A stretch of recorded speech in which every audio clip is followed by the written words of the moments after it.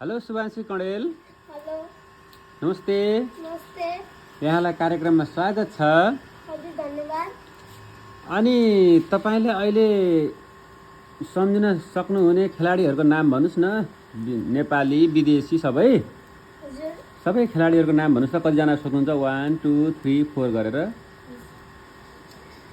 मलाई थाहा भएको एउटा हाम्रो फुटबल खेलाडीको नाम एन्जिला, हाम्रो गोलकिपर, साम्बा, रेखा, प्रीति राई,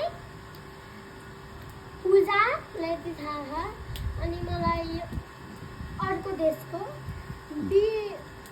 विराट कोहली, रोहित शर्मा, अनुष्का शर्मा।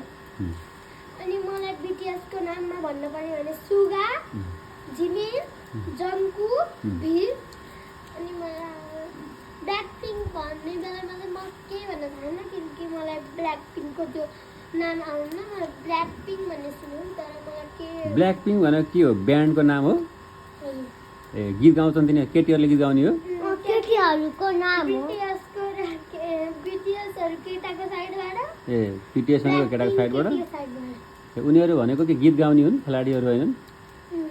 ए राम्रो गाउँछन्?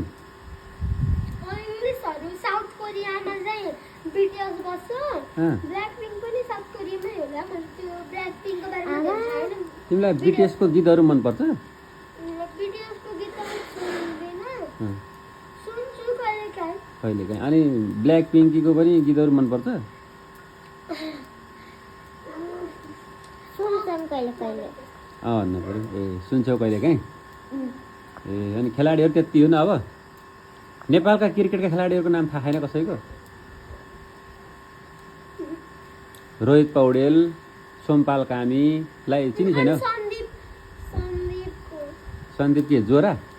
सन्दीप अर्कोवाला। ए अर्कोवाला लामी छानेवाला। अनि अरू? मलाई एउटा खतरनाक गेमको बारेमा भन्नु होला। पारस भन्ने सुनिछौ नाम?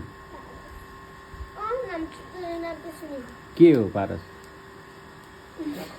मैले खेलाडीको भनेन, मैले आफ्नो मामा भनेको एउटा भाइ छ, चिन्नु त त्यही पारस भनेर। ए पारस खड्का हाम्रो देशको क्याप्टेन, क्रिकेटको पहिलाको महान खेलाडी। मलाई त्यो इन्डियाको रोहित शर्मा, विराट कोहली अनि अनुष्का शर्मा थाहा। तर अनुष्का शर्मा चाहिँ फुटबल खेलाडी, क्रिकेट खेलाडी होइन है। अनि मलाई चाहिँ उसमा थाहा भएको, इन्डियामा थाहा भएको क्रिकेटको नाम चाहिँ एउटा विराट कोहली, एउटा रोहित शर्मा, त्यति मलाई थाहा। अरू मलाई आफ्नो नेपालको फुटबल खेलाडी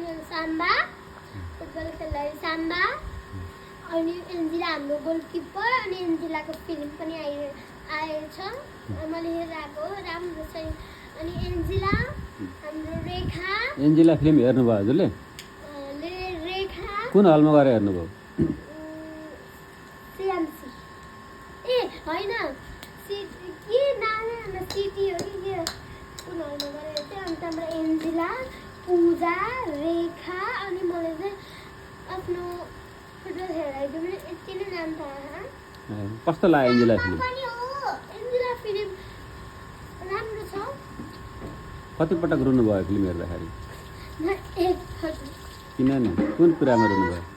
कहाँनिर रुनुभयो? मलाई सबै मुभीमा सबैभन्दा त राम्रो एन्जिलाको मुभीलाई। कहाँनिर रोयो नि? त्यो जुत्ता चलाउँदाखेरि? जुत्ताहरू ब्याटहरू चलाउँदाखेरि? एन्जिला मुभी राम्रो छ। एन्जेला के गर्दा राम्रो लाग्यो? राम्रो पनि छ।